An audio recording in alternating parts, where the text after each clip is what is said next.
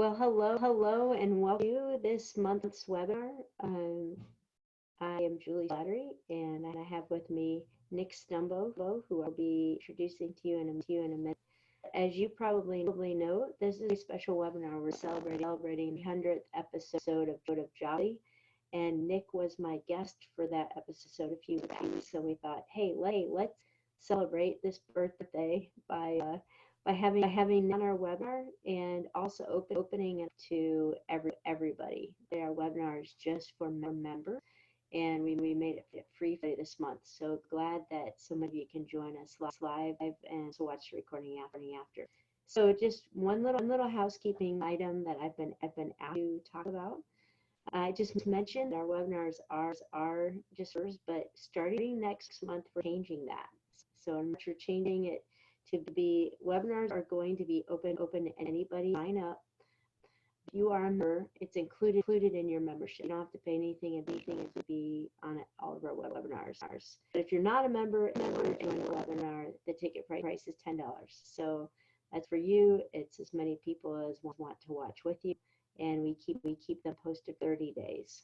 So that's my housekeeping item, which I did. Now we get to go to the fun So Nick, thanks for joining me and joining the Authentic Intimacy community.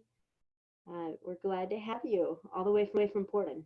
Yeah, thank you. Thanks for having me. And I'm excited that we were on Java with Julie. And I wish I had actual Java with me, but it's kind of late in the afternoon to be drinking some good Portland coffee. But we'll get some good Q&A time here, and I'm glad to be a part of it.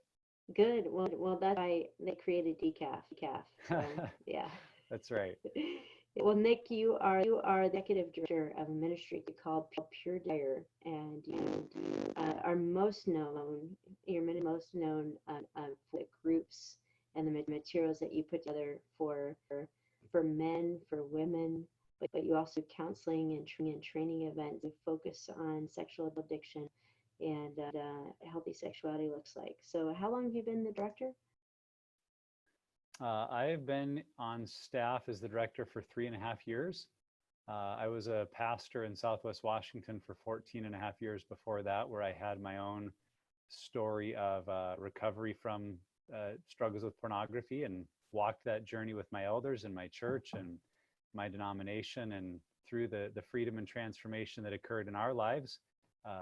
Saw great change and growth in our church, and that led to the ongoing connection with Pure Desire and becoming the director here. So just 3.5 years being on staff, but 10 years since our story started. Okay, great. I am just heard that y'all are getting some feedback from my audio, so I'm going to try to play with a few things on my end and see if it's better. Does it sound any better? It was better on my end when you turned the audio off for some reason. It's working. I mean, when you turn the video it's off. much better. Everybody says it's much better, so we'll go this route. So Great. you just got it. The camera's not as good, but hey, it doesn't matter. Don't you love technology? There's always something, isn't there? There is. I know. Yeah. So thanks for being patient with us. Nick, I just want to ask you to start out. We have a ton of questions that we're going to get into, but just to kind of set the table, I just had 1 or 2 questions for you to kind of jump into the topic. And one I'd love to start with is, can you just explain, I know you could take an hour to do this, but just explain in a nutshell how pornography impacts our brains. It's something you alluded to on our podcast, but how would you explain that to just the average person? Yeah, you're right. It's something that we could go deep and long in, and it's not something, I'm not a brain expert, so I do encourage people to utilize great resources that are out there, like William Struther's book Wired for Intimacy is a great example. Dr. Jennings and his book The God-Shaped Brain do a wonderful job explaining this. And even the classic book from kind of the secular world is Gary Wilson and Your Brain on Porn. But really, it's a very similar pattern to anything that your brain finds that reward circuit. And when I say your reward circuit, it involves your limbic system, which is your inner brain that God designed. In beauty, God designed it to be responsible for fight, flight, or freeze. And in that same part of our brain, it reacts to two other things, food and sex, because our brain associates food and sex with survival. And so under pressure, under stress, under difficult circumstances, the limbic part of our brain gets fired up and says, we've got a problem here, we need to respond.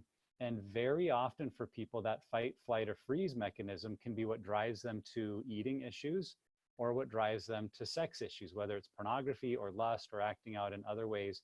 And that system is really designed to be reinforcing, to become addictive, because the brain learns, okay, when we feel this emotion or when we go through the experience, here's something that works to help us escape from what we're feeling, to feel normal. And even if we only feel normal for a few moments, where all of these other fears, worries, doubts, strong emotions, negative emotions like anger or fear, where they're pushed away, the brain goes, that was worth it. So even though in our morality, we may have this cascade of guilt and shame and worthlessness that comes after pornography, what the brain actually remembers is that little bit of peace and where everything felt good, and that becomes addictive. So that's a brief explanation of the limbic system, but then you add to that these incredible things called neurotransmitters, which we know more commonly as dopamine or serotonin or adrenaline. Really in any drug, whether your drug is pornography or gambling or a recreational drug or something illegal that you're putting into your body, it's not actually those substances you become addicted to. It's what all of those substances do to your neurotransmitters.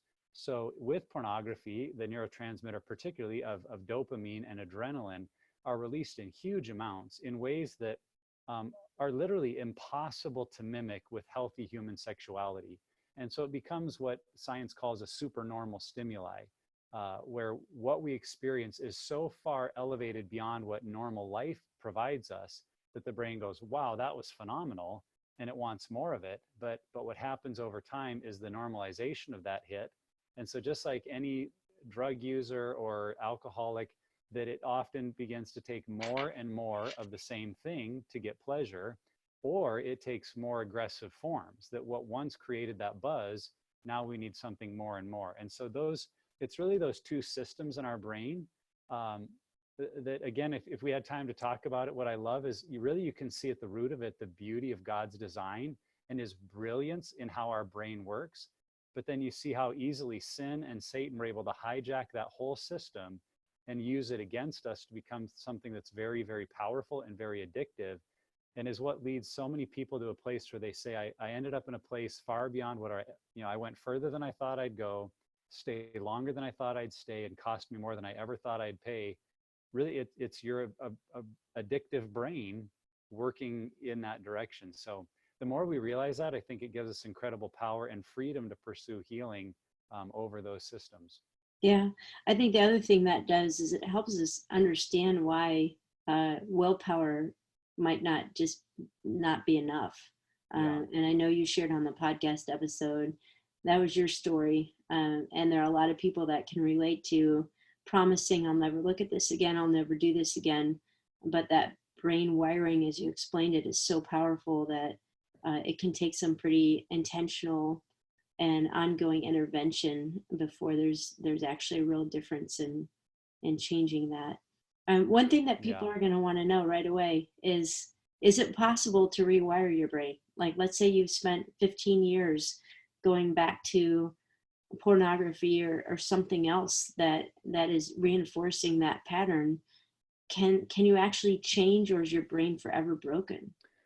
Yeah, and that's actually one of the really exciting things about all of the brain science that's coming out, and this wonderful thing we call neuroplasticity. The traditional scientific view of the brain said, yeah, you've kind of got the brain that you've got, and it's a machine. And once that machine has been set in a certain way, it'll always be that way. And we even hear some of that thinking in the church that says, well, you can't really ever change, so just do your best to manage it, do your best to not go too far. And really, that's not a very scientific response anymore, because neuroplasticity would say your brain is moldable. Your brain, through experiences often in our past, through things of trauma or woundedness, has created these avenues in our limbic system, in that reactive inner brain, that is why we move towards an addictive thing. But if it's been shaped, the good news is your brain can be reshaped. And I think that was in my own story what was so powerful to see. It's not that in the recovery with Pure Desire, I tried harder. It's just it was very different than all of the self-driven efforts I'd had before.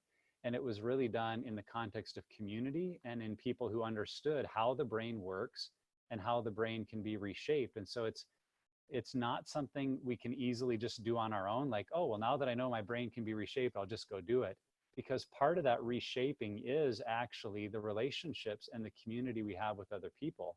And what I love about it is even secular research says the same thing, that our brain in isolation really struggles to find health. So the Christian try harder method, and even it's very appropriate to tell people to pray more. It's appropriate to read our Bibles. It's appropriate to confess. But most of those activities just keep us in isolation, and the brain can't heal alone.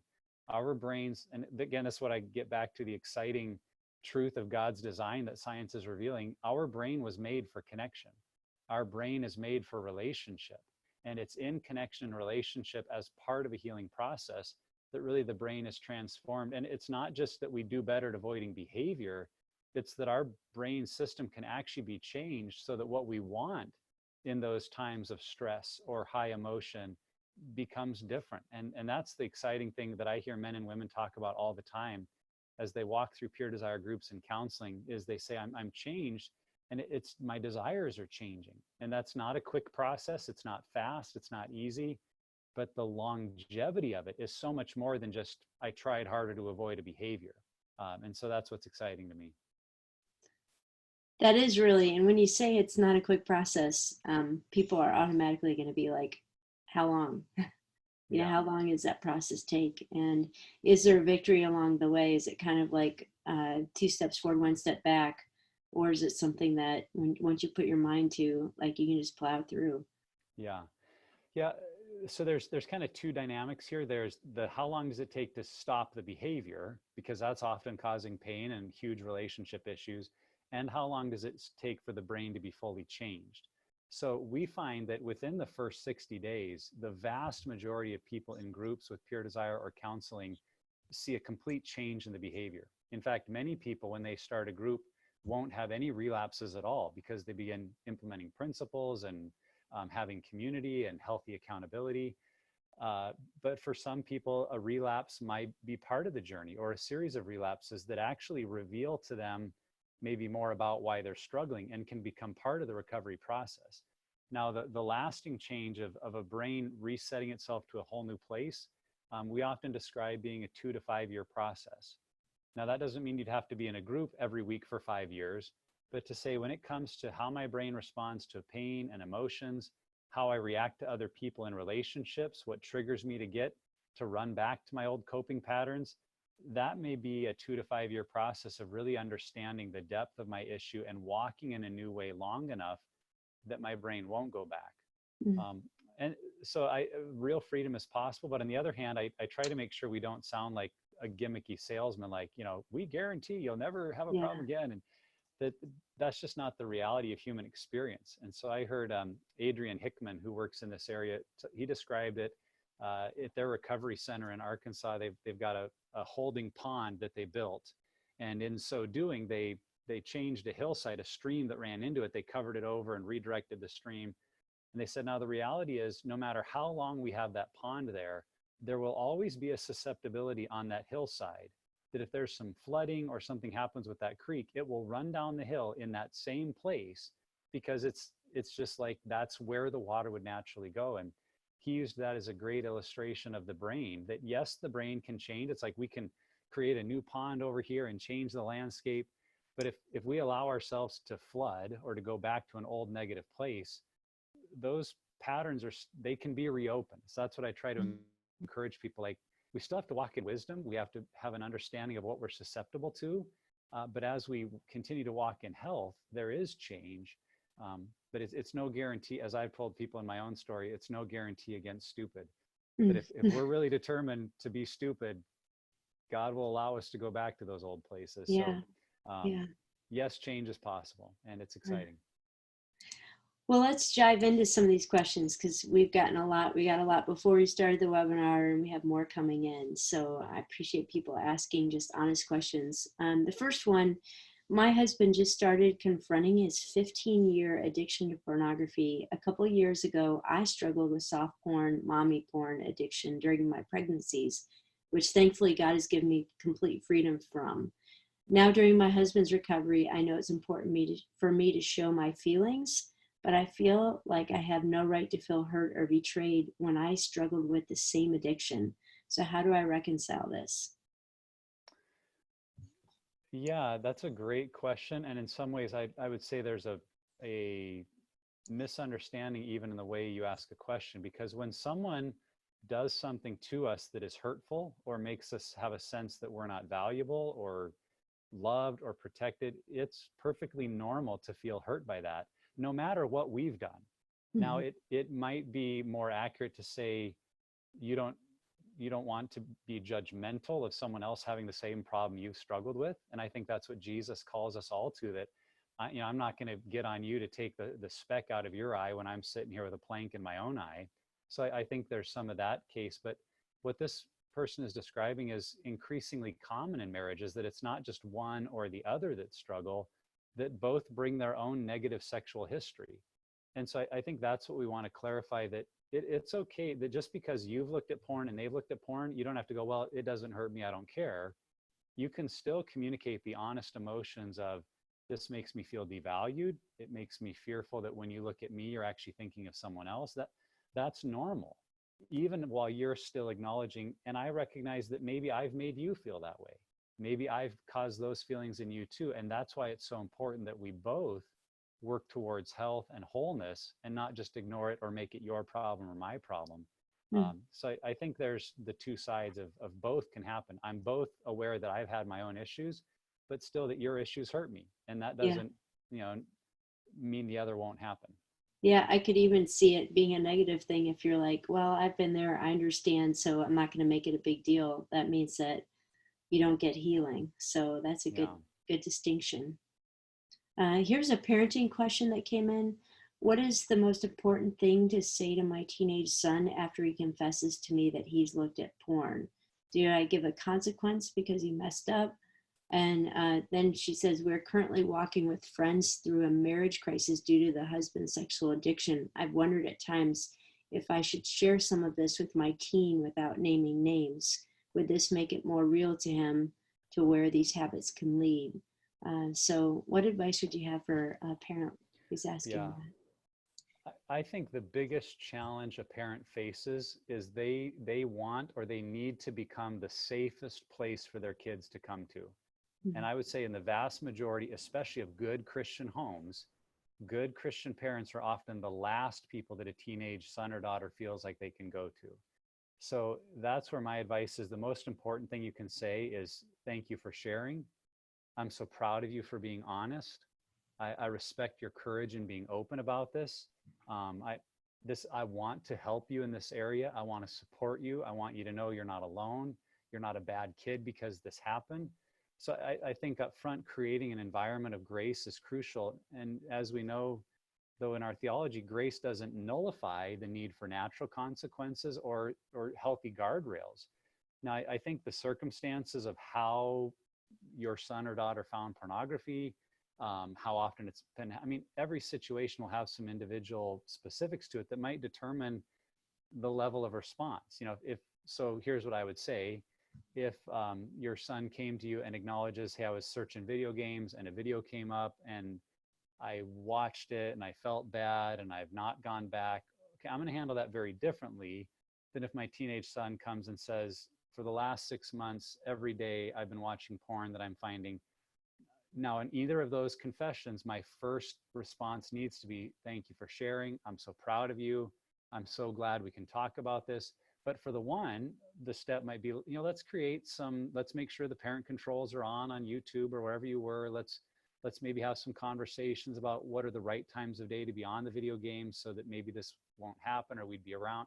So that can be a much maybe lighter conversation, where if it's been a long pattern, it's like, we maybe need to have some more conversations, consider meeting with a counselor just to talk about the nature of how dangerous this can become. And I think for your teenager, really casting it in the conversation, not of, well, you're bad and so we need to fix you, but that conversation of, this could really damage your future and the kind of relationships you can have. And I want to help you have the best future possible. So could we look at getting some help so this doesn't become something that derails, and then bring up stats about marriages and how this derails so many people's lives and career, that I think from that posture of, let's help you work on this now and not let it ruin future relationships, that can be a more positive way to parent your kids. Mm-hmm. And so even the question that this parent asked is referring to somebody, hey, I just talked to, or I know of a marriage that right now is falling apart because there was this pattern that wasn't addressed. So making it real. Yeah, and that's the reality, right? That most of us probably have friends or relatives that we know at the core of a divorce was an affair, or it was Mm-hmm. something for someone paying for sex or pornography. And Yeah. to just say, I mean, we've got these friends, their marriage was destroyed over this. And Mm-hmm. it does make it real, that it's not just people out there that struggle. This is a very real, all of us kind of problem.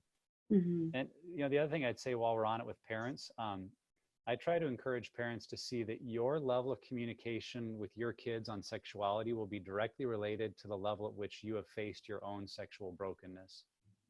Now, that doesn't mean we have to tell our kids everything we've ever done and make them our accountability partner. But if I haven't processed my own issues and struggles and found some help, some vulnerability with other men as I'm going through, I'm going to be very limited in how much I can help my teenage sons. Mm-hmm. But if I've done some of my work and I've made strides, well, it gives me a whole tool belt of things I can turn and say to my kids of, listen to what God's done in my life. Listen to how I'm finding victory. And I think for parents, we've got to be really careful that we don't spend more time trying to fix them than we do ourselves, because the Yeah. work we do in our lives is the best thing we'll ever give our kids. Mm-hmm. Amen. Nick, one more parenting question before we get to some marriage questions. And what we've already talked about, that's a situation where a child has come to a parent and confessed. Somebody asked the question, I found pornography on my 15-year-old daughter's phone. I talked to her about it, and she assured me that this was an isolated incident. I'm so clueless about all the apps and social media channels. How do I know for sure there isn't a bigger problem? Yeah, great question. I'd encourage, there's some really good organizations out there that do a lot of educating on what apps to look for, how to create some healthy parental controls on your teenager's phone. Gail Dine's group, is it Culture Reframed, and probably you have some on your own website, Julie, that you could direct people to. That's not a section that Pure Desire has done a lot of work in. We just try to refer to people. What we do talk about a lot in those situations, even if it's an isolated incident, trying to give your kids the benefit of the doubt, but having a conversation that says, I mean, let's be honest, this kind of stuff is everywhere out there. And teenagers and young adults really do struggle a lot. And we want to help create an environment in our home where you're safe and protected. And so here's some guidelines that we follow as a family when it comes to how we use our cell phones.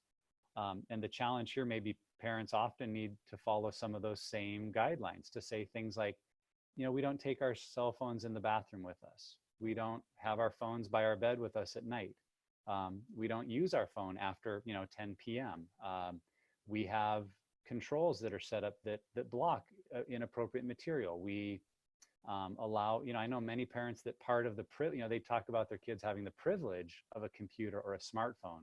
They say, part of that privilege is my knowing that you're using it well. And so once a month, there's going to be a check of your history, or, and there's, again, a lot of groups could maybe give some guidelines on how to check web history and that kind of thing, or even having great accountability software, Covenantized software. If you are on their monthly plan, it's for your whole family. So you could have that on the phone and get reports from your kid's phone. So there are a number of tools out there that I would encourage a parent in that situation use, but not from the punitive of, oh, I caught you once, and so now we're locking it down, shame on you, but more the attitude of, we want to have a healthy environment in our home, and here's some steps that we're going to take.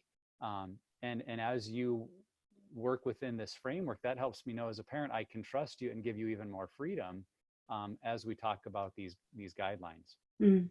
Yeah. another ministry that we refer to a lot is Access, access.org. They have a smartphone reboot kind of video plan you can use, and also a book that goes with that Cool. is really good at helping figure out some of that technology.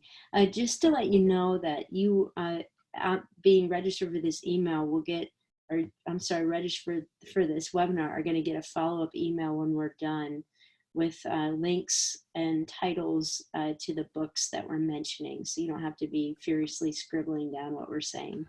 Um, Say all that right, again. here, yeah, I know. What's that you said there? All right, here's some marriage questions. This is a little bit longer one. My husband struggles with a different kind of pornography thanks to childhood trauma. He has a sexual fetish for a common clothing item that he looks up on the internet when he's struggling, and sometimes purchases and hides in our home. No adult website or porn blockers can catch these searches because they're completely benign. Uh, because he's never cheated on me, and because he doesn't bring other women into his mind with traditional porn, feels as though I'm kicking him out when I find evidence, and that would be too extreme. But nothing is working and nothing is changing. We've repeated the discovery, blow up, apology, promise to change cycle so many times I can't even count. I've all but given up.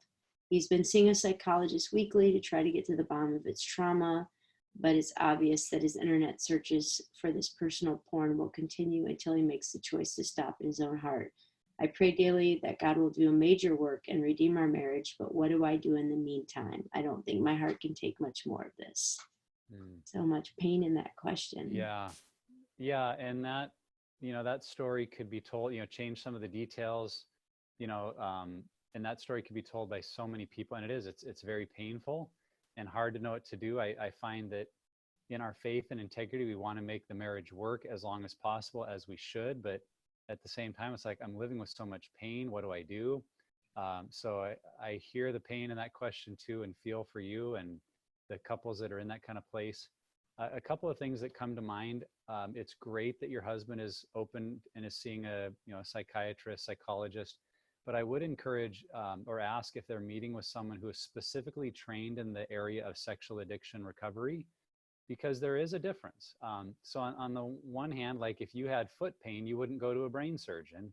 And if you had a brain problem, you wouldn't go to the podiatrist. It's like, I need someone specifically trained in this area. And so a psychologist can be great, but if they haven't specifically been trained and spent hours and hours being equipped in the area of sex addiction recovery, they may not be linking the two in a way that's really going to create traction and healing. So that's, the counselors at Pure Desire are trained in that. And we encourage people to look for either CSATs or PSAPs, certified sex addiction therapists, have been trained under Dr. Patrick Carnes' group called ITAP, and are really, I think, leading the way in this area. And then the Christian version of that is a pastoral sex addiction professional, or the best of both worlds is someone that has their CSAT but is doing it under a Christian group or counseling ministry.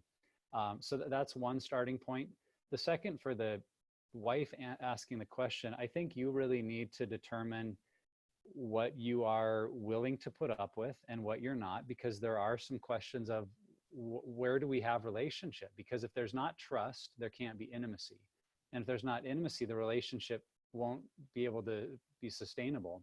So one of the tools that we use at Pure Desire is called the Recovery Action Plan. And it's a free tool on our website that a spouse, and there's two plans. There's one for the struggling spouse and one for the hurt or the wounded spouse. And it helps you kind of think through what is the process that it takes out some of the emotional. If you ever do this again, I promise I'll, and we make these threats, and then it doesn't happen. And we find out if our threats really meant anything or not. And often a husband learns like, well, she threatened it would do this, but we made it through another blow up and it'll get okay. And so it takes away the threats and just says, if you choose to do this, go back to that behavior that you've agreed to me you want to change and don't want to do, and you do it again, then I need to do this. And it kind of creates a pattern that you can implement that is appropriate in response. So if it's, I need some space, that I need you to sleep in another room for 3 days while I process what happened, or I need you to agree to go and join a group for recovery. it just lays out a whole bunch of things that really is meant to be a natural outcome or the natural consequence of if someone chooses a behavior that's damaging to the relationship, there are both natural consequences and then logical consequences that we can implement that allow us to feel safe and focus on our own recovery. So that's the real challenge for a spouse in this, is the reality that you can't make your spouse change. None of us can force our husband or wife to change, but I can become aware of what do I need for health and what am I able to put up with in terms of the pain. And if I can create a safety plan for myself, it can kind of allow me to let them flounder. It's like, well, you've made that choice, so these things need to happen because I don't feel safe. And it's not meant to be punitive. So you really want to do it at a time when you're not just looking to, stick it to them. And it's really good to be done maybe with a counselor yourself of like, what do I need to do to find stability here? Because the healthier you can be and the more supported you are, that's the best chance your spouse has of changing and finding their own healing. So Mhm. just a couple Nick, of ideas there. yeah, you mentioned that you all do counseling. Do you do remote counseling? Yes, so Pure Desire does our counseling under the banner of pastoral counseling, which gives us the freedom to counsel across state lines. So we do 90% of our counseling on secure chats like this Zoom call.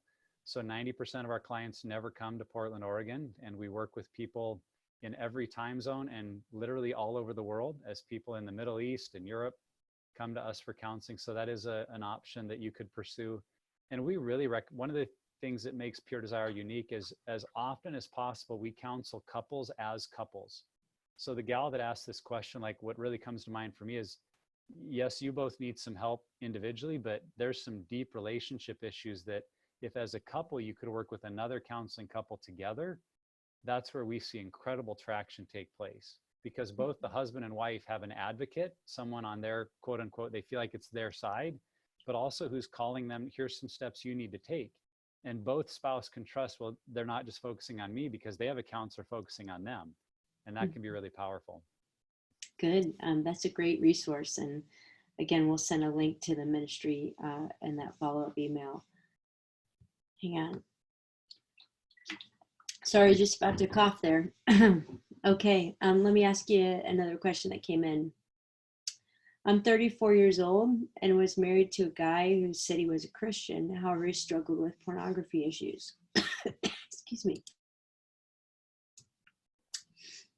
We were only married 2 years, and he turned out to be very abusive. And he filed for divorce and left me 3 months after a miscarriage. Oh. I'm now trying to put myself out there and date with the hope of marriage someday in a godly relationship. However, I have many guy friends who express that they are struggling in this area. I'm sorry. Excuse me. Everything's trying to interfere here. How do I set up safeguards, and what questions should I ask to know that they're truly seeking to change in this matter? Excuse me. Yeah. Yeah, that's a great question when you're looking at, boy, I've been burned before and there's a lot of pain there and I don't want to go through it again. The way I try to answer that is, as you're dating, I think the level of questions you ask just goes up as the relationship gets more serious. So um, most listeners probably know this, but I wouldn't recommend on the first date just like, let's just lay it all out there. Now, some people that might be their personality, so I don't want to discourage that. But, as you're sensing that, man, there's some connection here. This person seems to share my values, my dreams for the future. I think that openness of sharing your own story is such a great starting point of just saying, in our marriage, it turned out there were a lot of things that he wasn't who I thought he was. And these things came up and that was deeply hurtful. And then maybe turning it to, I'm just curious, what has this been like in your own life? And inviting that kind of vulnerability. And then in terms of, are they serious? Because in a dating relationship, we put our best foot forward, like, oh, I've done great. And that, what I think many men will say, and I'll throw us as a gender under the bus a little bit. It's a bit stereotyping here, but like, oh, that's in my past. And in the past, it means what was a month ago. And I promised myself that was the last time. I'm good now. So those may be, as the relationship gets more serious, asking the questions of, when you say it's in the past, how long ago? And when you did struggle, how frequently was it So asking very fact-based questions, not just feeling, because I think that's what when we struggle, we try to use feelings. Oh, I feel like I'm doing a lot better and I feel like I've made progress. It's like, well, what are we actually talking here? Is in your past 10 years ago? Well, now you can have a lot more confidence that this is in their past. If it was last month, um, well, your intentions may not be as sincere as you're making it out to be. And I think it's looking for what is their growth trajectory, what is their willingness to deal with it. If they just say, well, yeah, it's a problem once in a while, but it's no big deal, and you kind of press into that and say, have you ever considered joining a group to deal with these things? Have you ever had an accountability partner? Do you have accountability software on your phone? I mean, as a Christian man in this world, I can't imagine being a single Christian man and not having accountability software on my devices, because it's just like, this world is too crazy to not have anyone know where I'm going, what I'm doing. So those are the kind of signs as you're dating again to look for. Have they gone through a Pure Desire group?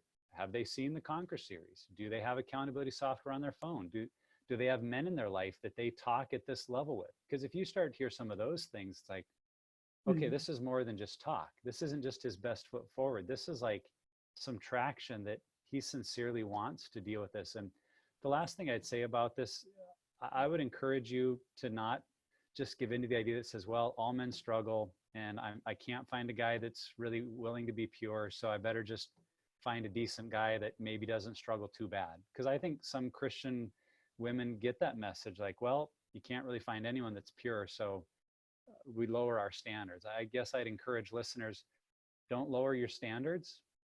Ask God to lead you to a guy that's willing to have the same ideals and level of purity that you're looking for, because I really believe they're out there. And thankfully, to ministries like Authentic Intimacy and Pure Desire that are helping people find freedom, hopefully there will be more and more people in that pool that are healthy and pursuing wholeness in their life. Mm-hmm.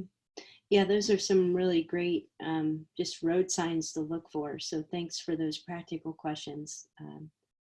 This is one that kind of goes off of that. Somebody wrote in and said, my fiance considers it okay that he looks at porn. He considers it normal just to have a release, because I've said no sex before marriage. We are a couple who had been married before for 6 years, then divorced for about 24 years, and now back together for 3 years. We divorced due to his affair primarily. What does reconciliation look like? So that's a very specific situation and a complicated one. You might want to speak to that, but even more broadly, what do you say to a guy, maybe a husband or a fiance, who's just saying, there's some normal porn use that shouldn't be an issue for you?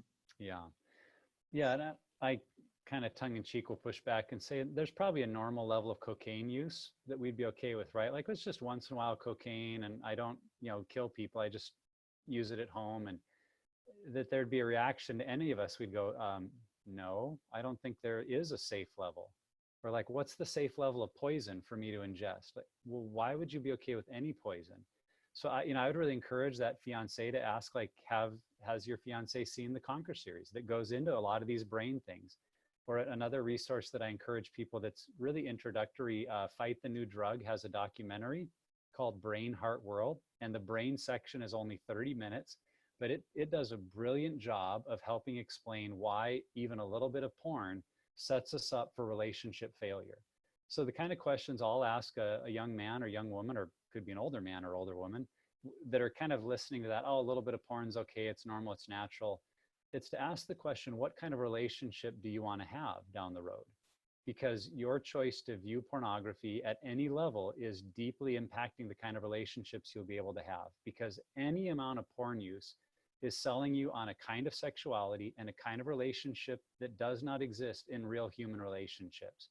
And we can even tell ourselves, oh, well, I know that when it comes to my marriage, I'll be different. But the pornography is shaping us, whether it's a little or a lot. And so there are great resources out there that could help someone begin to see that and recognize that even at a small level, I am really setting myself up for relationship failure. So I think, and it's kind of odd to think that we're in a day and age as followers of Christ that we have to say, not only is this wrong, I mean, the Bible would call it immorality or a sin, but we can see in our brain why it impacts us, and it doesn't create healthy relationships. And the voices out there that are trying to say, oh, this leads to better marriage intimacy, you should watch this together as a couple, it is just routinely being debunked that that is not true. It props a marriage up with a false version of success and sexuality that is not sustainable and does not lead to long-term healthy results in marriages. In fact, any research that I've seen says that couples who are watching pornography together in the marriage will have a higher divorce and separation rate than those who don't. It does not contribute to health. It always leads towards unhealth. So a little bit of a soapbox there. But I think maybe it comes out of my own story that even in my marriage, the way I would want to rationalize, like, well, it's only once in a while. It's not as bad as other men do. I'm working on it. It's getting better. Allowed something to continue that didn't need to continue. And so I really challenge people, like, are we just making excuses when we need to stand up and say, freedom is possible and I want it and I'm willing to do what it takes to get it? So, I would say to this woman in a specific situation, like that's a non-starter. If this is a guy that's had an affair, you can't reconcile if he's still saying, "Hey, a little porn is okay," because his framework is still very much sex is about getting what I need instead of it being about just the celebration of a covenant. So, but difficult situations. Here's another one that said, my husband and I have been married for about 2.5 years, and surprisingly to me, our sexuality and physical intimacy has been our greatest struggle. Although we were both virgins on our wedding night, we came from polar opposites regarding our sexuality. My husband indulged his sexuality with masturbation and pornography since he was young. I, on the other hand, came from the other side of the spectrum. My husband jokingly called me an uber virgin. It is as if before marriage I behaved as if I had no sexuality and this part of me was non-existent. I mistakenly thought purity and being holy was not even thinking about sex. Now I see that I was just totally underdeveloped in this area. My questions are, what are some ways my husband and I can encourage each other to grow and mature in our sexuality? And then what are some ways I, as a wife, can encourage my husband in his journey towards freedom? And I love that question. I can tell that that's somebody who's engaged with AI materials, because you're seeing a lot of already just kind of how that purity narrative in your life has shut some things down that need to be awakened. So from the woman's perspective, I would really encourage this wife to go through passion pursuit, but would love for you to speak to how she can really help her husband continue to journey towards freedom. Yeah, it's so interesting because what that gal described is what we would call the continuum of sexuality. That on one end, you have sexual addiction that is about acting out. It's all about self-pleasure. It's a lack of values. It's a lack of any kind of health. It's just what I want, when I want, and now I'm going deeper and deeper. And so it's clear that the husband is further on that end. But the other end of the spectrum is sexual anorexia, and it's also unhealth. It's about extreme avoidance, keep it shut down, have nothing to do with it, keep it far away. And health is found in the middle of acknowledging that I have been created by God as a sexual being. And I have been designed by God with sexual body parts that have a function that is both for reproducing of life, but also for pleasure. And that God gave me those nerve endings and feelings, and he is a God that wants me to experience that pleasure. So the meeting in the middle would be the ideal. I would totally echo what Julie said to the woman, that there are many healthy things you can do to understand your own call to sexuality and in a marriage. But to focus on the guy, he has learned a very unhealthy version of sexuality. And unless he moves towards health, you will not experience healthy sexual intimacy. Because I think that's one of the fallacies in a culture that is more and more being discipled by pornography, that says, oh, no, this is what healthy sexuality is. It's very expressive. It's all about frequency. It's about certain body types and all these unrealistic things that are presented in pornography. And just add to that, that it trains us to be selfish. Well, a biblical view of sexuality is a very selfless, self-giving love, that I'm in it for your good and your pleasure, and you're in it for my good and my pleasure. That's the beauty of what Scripture calls us to. So any man who's been immersed in his growing up years or young adult years in pornography and or masturbation maybe has decades or more of training himself, sex is about me. well, how successful can we be in a marriage if I'm coming into it saying, well, sex is about me and you're just there to provide what I need? We say this in some of our Pure Desire podcasts, like that if you're using your spouse as a masturbation machine, that's not healthy sexuality. If they're just the convenient object there to fulfill your needs and desires, that's not the marriage God intended for us. So there really is a need for that husband to understand true biblical sexuality that actually is far better than he expects. And that's the other lie we believe in our culture, that all this stuff in pornography and just get what you want and do it a certain way, like that's a better form of sexuality, when actually research would reveal that people that immerse themselves in that are less fulfilled, less satisfied, have less sustained relationships. That this biblical idea of self-giving love and being focused on your pleasure, God's brilliance coming to work here, actually produces far more pleasure and satisfaction for me. So it's something we don't hear about in a pornified culture, but it's the truth of human experience when we get healthy. So encourage both of you to move towards health. I would encourage that husband to go through the Conquer series, to get in a recovery group that really deals with, you don't have to live with pornography and masturbation. You can be free of it. And your marriage bed will be a great beneficiary of that, because it'll change the way you see sex. And that's really what's needed, is not just that a husband or wife stops looking at porn, but really a transformation of how they see sexuality in the marriage and what the purpose of it is. You know, Nick, this brings up a related issue. You know, I think a lot of the ways that even the church has taught about married sex in the past has, without realizing it, sort of perpetuated it. Like in a situation like this, a wife might be told, no matter what, you have to meet your husband's needs. If you don't meet his needs, he's going to go outside the bedroom. And you know, there's so much wrong with that, you know, that you've already unpacked. One thing that I've realized is we never talk about self-control sexually within marriage. It's almost as if once you get married, God doesn't want you to use any self-control as long as you're with your spouse. There's no reason for self-denial or even abstinence during seasons or for a time. And I think couples just feel like, I'm married, so I get to have whatever I want. Can you speak to that for a minute, just in what you're seeing and helping couples recover from that kind of thinking? Yeah, it really is damaging, I think, because it tends to create the dynamic we talked about, that the wife is there to meet the husband's needs. And what a foolish way to think of God's gift of sex, that it's about meeting a husband's needs. The other falsehood with that I don't think we spend enough time talking about or thinking about is how we're actually reading our culture's view of sexuality, which includes things like frequency, and is it a need or a desire? What would it look like to practice, you know, self denial and not needing to have sex that frequently? So we read like a very 21st century view of sexuality into Paul's passage. It's like, well, whenever I feel the need for it, we should be able to have it, without recognizing that maybe the reason I feel the need for it is because I've grown up in a sex-saturated culture that's taught me what sex is about in a way that's not healthy or realistic. And I've gotten trapped in a pattern of just thinking that if I have a need, then I have a right to have it met. And none of those are biblical. But we can read then the biblical passage of, well, you know, don't withhold from one another, into that unhealth. And I think it just breeds more unhealth. So I do think there's a biblical narrative there we need to recapture that is about, I want to make myself available to you. It's what I was saying earlier of, I'm in it for your pleasure as you're in it for mine. And I'm not going to use it as a punishment or something to hold against you. But at the same time, we need to make sure there are other forms of health that are coming into the relationship, and that we're understanding just because I feel something doesn't mean it's your job to meet it.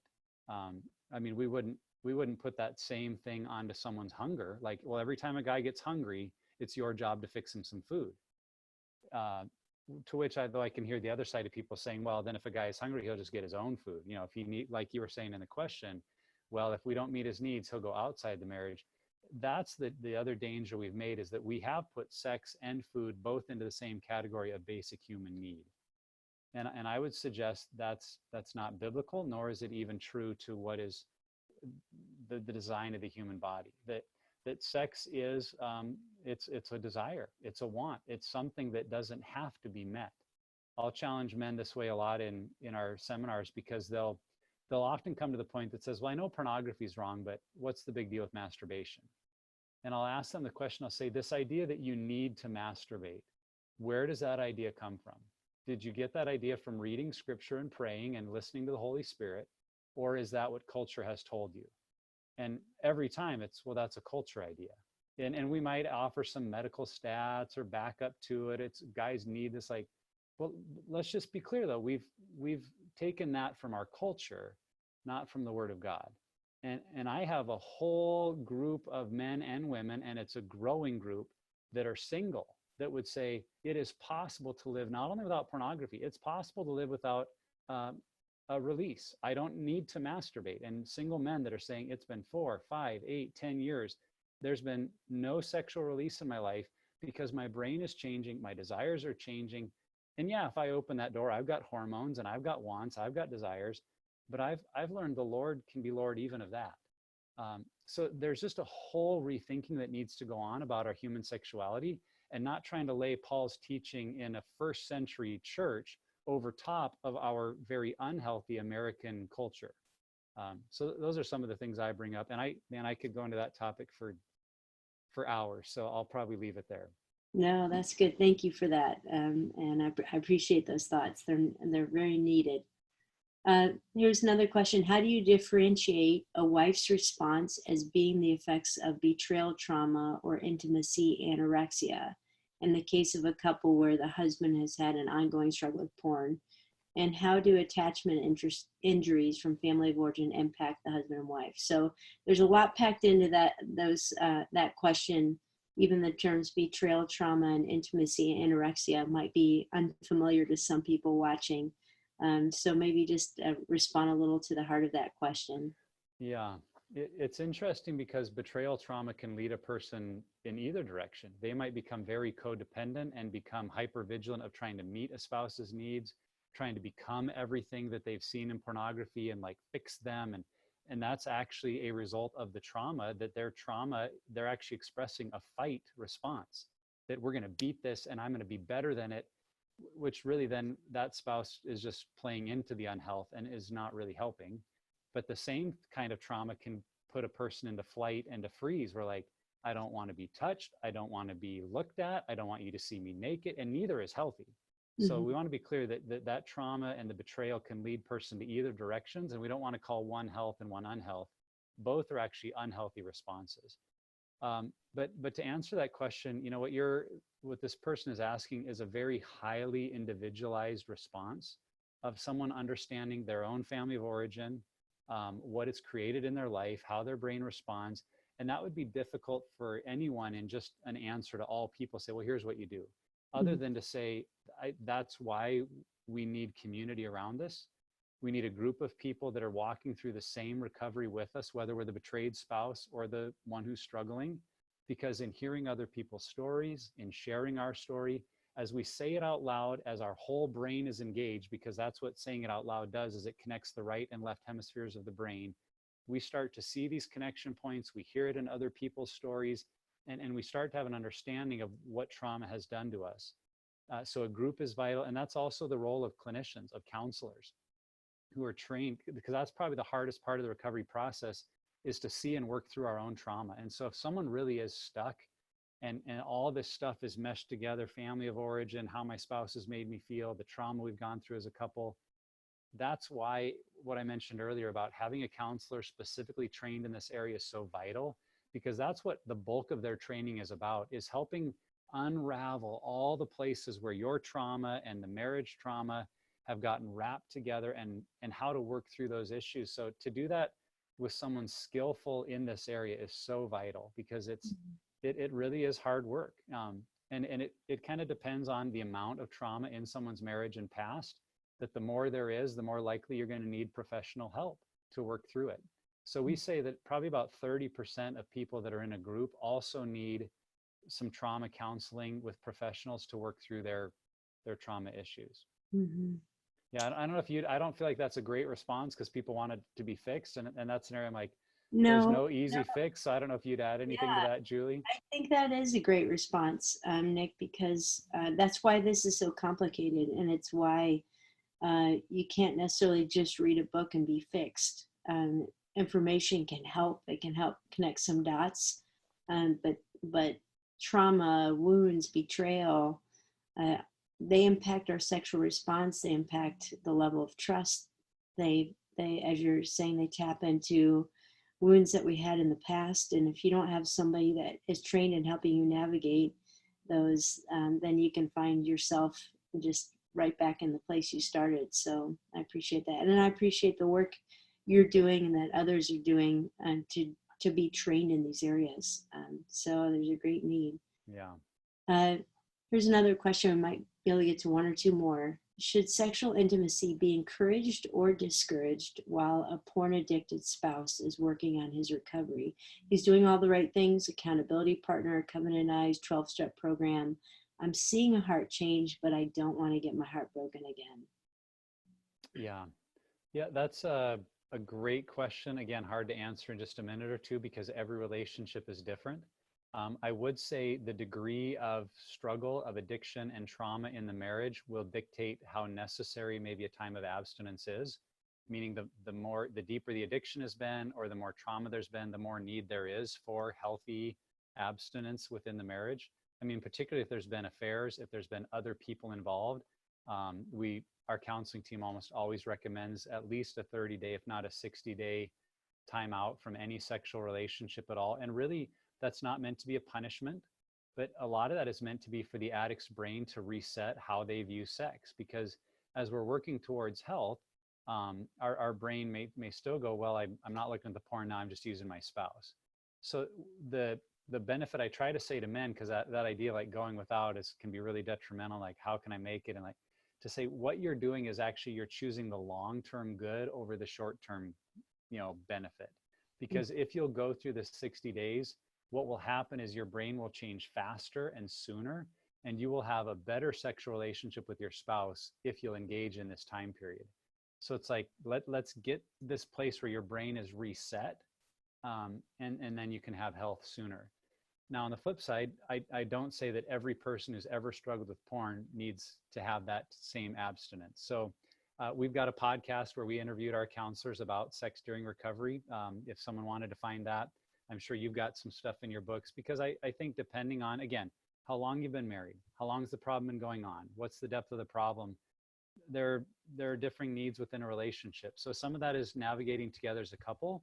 And it's almost always, this is the last thing I'd say about it, I think it's best when that recommendation comes with the help of a counselor or an expert that you're working with. Because I've just found it's very, very challenging if the hurt spouse says, well, we're not having sex for 60 days. And the struggling spouse, it's almost impossible for it to not feel punitive and for it to be now another sticking point in the relationship. But if a counselor or an expert in this area can say, here's what's going on, here's the health that can come from this time period, and here's what I recommend, and the couple feels like they choose it together, then it can have really, really great outcomes. Mm-hmm. Really good advice. Again, the importance of having wise counseling through it. But also, there's so few people that are talking about, again, the need for abstinence within marriage when there's trauma, when there's healing that's needed, when there's that rewiring of the brain. Yeah. I guess I would just throw in too, if having sex for you as the spouse makes you feel reviolated or it's causing more trauma, then absolutely yes, you need to take a break. So don't give into that idea, say, well, we've got to keep having sex or he's going to have struggles. It's not your job to fix your spouse. I'll say it 1,000 times. It's not your job to fix your spouse. So don't have sex with them just to try to help them get fixed, to get better. That won't be, in the long run, that won't be successful. So that's the one exception I'd make, is like, if it's painful to you emotionally to even have sex right now, call time out and it'll be good for you. Yeah.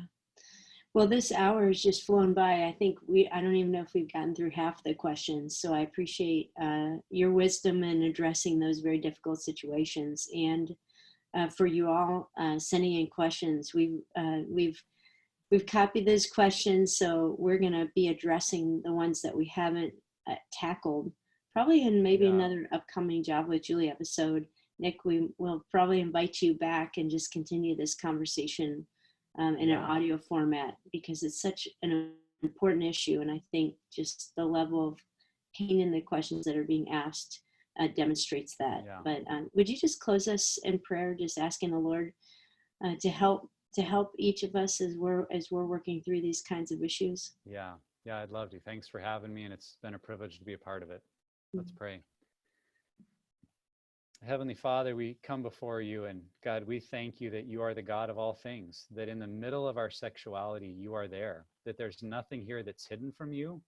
There's nothing here that's so offensive or harmful to you that you've ever left us or turned away from us, that you are present. And Lord, it just makes me think today, in some ways, the level of pain we can feel, the level of hurt this can bring into our lives underscores how important this area is, and also how beautiful it can be. So Lord, I pray for those that are in the midst of some hurt and pain, that they would have hope. They'd have hope that you're with them. They'd have hope that change is possible. They'd have hope of a better relationship, and that hope would also prompt them to action, that they would reach out to a group, to a counselor, to others that can walk this road with them. And I pray that there would be no one who feels like they have to walk this alone, that they would find others to support them, whether they're the ones struggling or being impacted by someone else's struggle. Because God, you have made us for one another, and that it's through those relationships with one another that we so often encounter your love and your goodness. So God, lead us in this area, and I pray that you would rise up, even from this group of those listening today, you would rise up more voices to be part of calling people back to this beautiful picture of sexuality you have for us. It would be above the noise and the crud of our culture that really sells us on a cheap imitation of what you intended for people to experience. And so I pray that as we live in victory, as we live in joy, as we live out of solid marriages and relationships, that these would be voices that lead people to you and to your goodness. So God, we ask you to do a good work among us, and that you would bring to fruit the seeds that have been planted today. We pray these things together in Jesus' name. Amen. Amen. Thank you. And as I said earlier, we will send up a follow-up email with how to get in touch with Pure Desire, as well as the books and links that you've mentioned. So thanks again, Nick, and thanks for joining us, and we'll look forward to seeing you all next month. Thanks, everyone.